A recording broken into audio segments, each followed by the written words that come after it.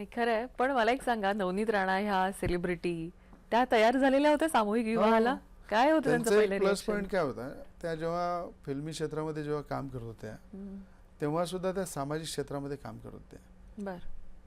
काही अंधेरीला ते अपंग विद्यालय आहे, अंध विद्यालय आहे, त्या जवळपास 15 ते 20% आपली जी इन्कम होतं त्यापैकी अपंगांसाठी, अंधांसाठी, वृद्ध लोकांसाठी नेहमी त्या मदत करत होत्या.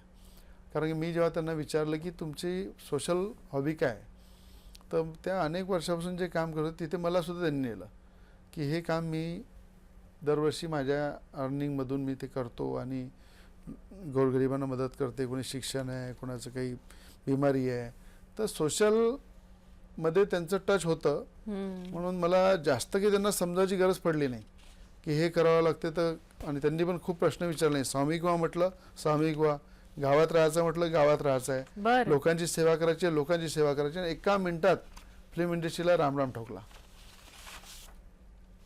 आणि ते आज तुम्ही पाहते नवनीत राणा.